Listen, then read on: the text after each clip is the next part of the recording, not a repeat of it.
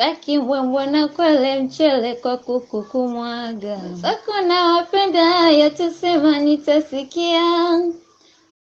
Hey guys, my name is Rob Kwark, and I am a physics teacher at Greens Farms Academy in Connecticut, in the US.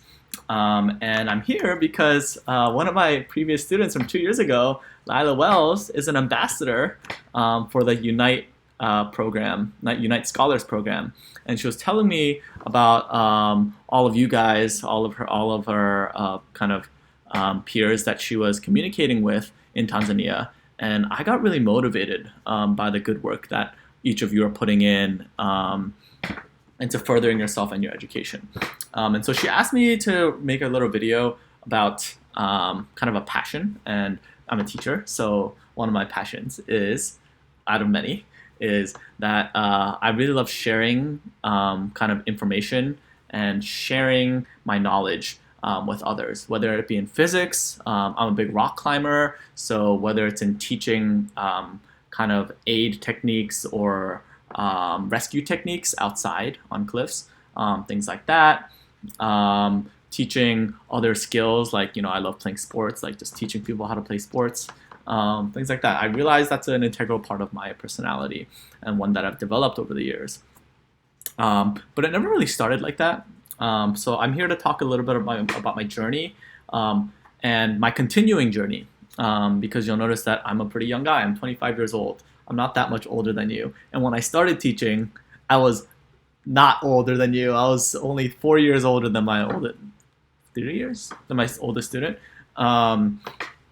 So I still have a long way to go, but I guess I can share a little bit about kind of my journey. So I think two things that I want to focus on that I think are important when you're trying to find your path and your passion is to not make it too complicated. I think each of us have a lot of different unique interests, and I am guilty of that because I have so many different things that I love doing. I love reading. I love playing video games. I love watching TV. I like reading sci-fi. I like physics. I like solving problems. I like rock climbing. I have all these different things, and I'm scattered in every different way. And growing up, it was hard for me to decide kind of what I wanted to pursue. And I think the important thing is that is to simplify down to two things. One is determine what you have an interest in. And so like I said, I had like 10 different interests. So which one do I determine? But the more important step is, the second one, is that you have to take action on that interest. So if you find something that you realize is that you can do, that really makes you engaged, that you can go for hours doing, like when I was in middle school and high school, I could read like books and watch YouTube videos on like how black holes work and what is quantum physics, and I had all this curiosity. So once I went down the rabbit hole, I just kept going, and that's when I knew, that was one of the times that I knew that I wanted to study physics in college and eventually become a physics teacher. But I didn't go into high school and college going like, oh, I want to be a physics teacher. I didn't know that until the senior year of my physics, senior year of college, when I was trying to figure out what I wanted to do for a career. But yeah, so once you find that interest, that gets you fired up, right? And it doesn't have to be just one. Like right now, I have like 3 different interests that really fire me up. One is teaching physics, one is coaching track and field, and one is like rock climbing. It doesn't have to be. You don't have to pursue one single-mindedly. But the second thing you have to do, and it's important, is you have to take action. You can't just sit there and think about how you want to do things. You actually have to do it. And so I studied physics in college because I knew I was super interested, and it was great. Like I learned so many cool things about how the world works, and I still apply it today. Things like the Coriolis Effect, which is what happens when you're in a spinning frame, which we all are. We're on the planet Earth. If you launch something really fast and really far on something that's spinning, a weird effect happens, which is called the Coriolis Effect, which basically exerts a force on an object that's going towards you, towards the left or the right. And I'd never known about things like that before. But that was why I love physics. When it came to senior year, I had no idea what to do with the degree. I didn't go into college with a focus on a professional career. There's so many careers out there. And at first I wanted to be a pre-med, and I was like, and then after I'd taken a few classes, I was like, no, I just want to focus on physics. Like, yeah, I'm not as interested in the medical field. So I got to my senior year, and I still hadn't really considered what I wanted to do. And so that's a moment of reckoning, right? You can decide early on, like some of my peers did, or you can decide later on because you're just chasing what you like. And I would encourage chasing what you love rather than just deciding early on that you want to do this because of status, social status, wealth, etc. Although those may be considerations you have. Because when you follow something that you really enjoy, there are many different avenues there that you can branch off of. Whereas if you chase something just because it'll bring you things that you want, then you're kind of locked in there. And you don't know if you're going to enjoy it. You might enjoy the byproducts of it, but you don't know if you're going to actually enjoy what you want to do. And trust me, you don't want to spend 8 hours a day doing something that you really dislike. So I wanted to do something that kind of related to my major in physics, or something that challenged me to use my problem-solving acumen that I've been developing for the past 12, 16 years of schooling. And so I applied for some engineering jobs. I applied for some tech jobs in Silicon Valley, like web development, product management, basically like looking at this website and seeing how it can be better, how we can develop features on that website to make user interface more friendly, things like that. And then my third option was teaching, because I really liked communicating with people and instructing them on certain things and like kind of sharing the joy of that kind of subject together. Teaching's the one that I had the least experience in. I had never taught in front of a class. I was scared. I thought I didn't have the experience. But that's where the second thing comes into place. Action, right? It doesn't matter. The most important thing you have is the interest and the enthusiasm. So as long as you have those two things, right, don't worry about not having qualifications or not having the necessary background in experience. You'll develop that, and the way you develop that is just getting your foot in the door and just doing it.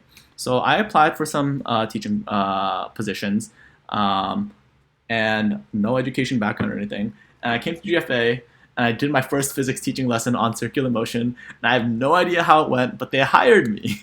I was terrified up there. But I think the biggest thing people are looking for is the enthusiasm. And so that's why number one is really important, that you're able to kind of get fired up about something. And so they offered me the job, and I became a physics teacher. And the things I love about teaching, again, is first, the fact that you like sharing in the understanding of a topic. One of my favorite parts of teaching physics is kind of when we talk about projectile motion and how when you drop something and you throw something to the side, they're both going to hit the ground at the same time. And at first, that's like a crazy concept. But things like that you don't really expect but kind of happen in real life, understanding those things and putting them into practice, and getting that aha moment and that shared moment of understanding with my students is something that I really delight in, and kind of sharing that commonality. Another thing that I really enjoy is just the personal aspect of building community, getting to know my students, having the face-to-face interaction. And the third thing is, I like having fun. You get to design your own curriculum as a teacher. So what's the best way to have the most fun with everybody in class?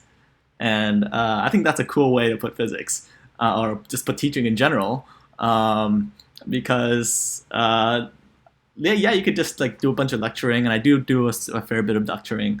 But like, how do you make it the most enjoyable? And I like to do projects. I like have my kids build catapults and launch things, and do like physical experiments, and things like that. And I really enjoy putting together those materials. And that's something that I realized that I didn't realize that I would enjoy when I first started teaching. I thought it was really stressful at first, because there's a lot to do.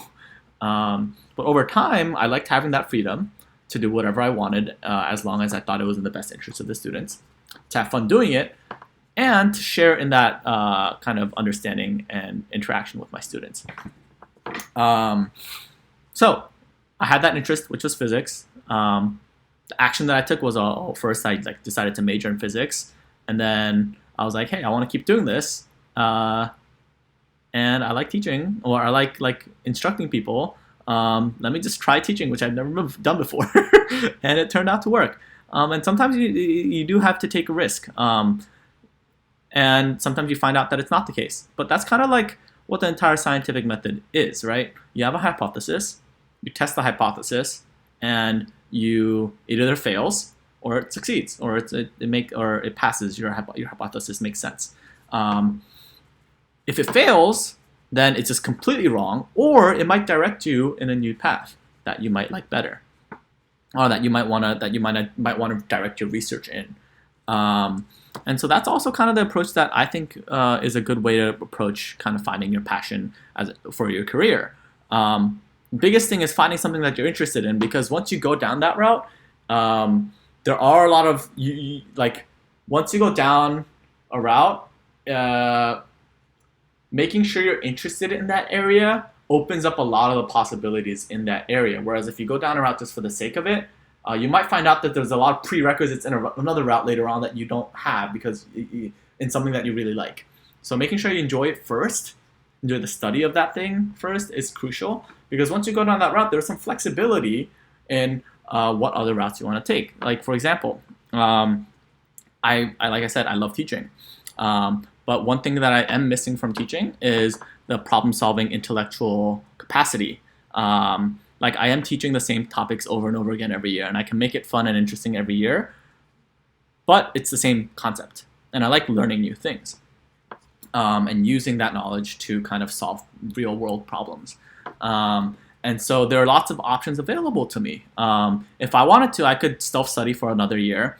I could go back into technology or engineering, was some of those options that I had considered before in college. One of the options that I find really appealing is something called data science, and it's an emerging market right now. It's a buzzword in the tech field, but it's really just a discipline where you're just looking at a huge assortment of data. Think like Google, right, or Facebook online. They just generate tons and tons of data. They have millions, billions of users, billions of users using their software. So they track all of that information, like when are they on, what are they looking for, if they look for this, what kind of other things are they looking for, things like that. And so what data science is you look at all this data and you try to find patterns in it. And that sounds really cool. And my background in physics actually prepares me pretty well for that, because I like problem solving, and because I have the tools that I learned in college to model things, to program a few things, I am well suited to kind of make that switch, or kind of go in that direction, because it's in my field of interest. And so that's what I mean by, like, if you start in something that you're interested in, you will always be well prepared for something else in that field. Like, maybe you're not, maybe you don't, maybe you go into a study of something, bio or something, you go into the medical field, and you don't realize you don't really like the clinical aspect of being a doctor. Like, you don't like doing surgery. You like learning about all these things. Like, my brother, for example, is in med school, and he wanted to be a doctor since high school. But then now he's in his 4th year of med school, and he is kind of questioning his decision, because he told me, he was like, I really enjoy problem solving. I like learning new things. I like doing research. But now that I'm experiencing the day-to-day of being a doctor and my rotations, I like, it's kind of boring. It's monotonous. I just see the same patients all the time, and I prescribe them medication, and for the most part, like, I know I'm doing good work. And there are some cases that are interesting, But on the day to day, it's like not as exciting that as I thought it would be. Um, and so, but he's also well suited in that direction too because he now has all of this. But because he loves biology, he loves chemistry, he has that foundational knowledge. He can switch, do research. He has a lot of options available to him. So that's kind of where I'm at right now in my journey. I'm 25 years old. I'm not that much older than you guys. I'm not that much older than Lila, my student. But the one thing I have learned is that it's never a bad idea to follow the interests that you have. And yeah, so I don't know how to end this. This is a long video, so I'm not sure where you guys are at. But I'd love to connect with any of you guys if you do. I'm wary of sharing my information online. But if Lila or the program manager has some way to contact you guys with like my email or something, then I'd be happy to converse with you. If you want to be a teacher or anything regarding physics, kind of PhD, I have a lot of friends who are doing research in physics and pursuing a PhD, things like that. I can answer them for you. All right. Thank you, guys. Nanipaga moyo nikianza kulia chozi nafutia.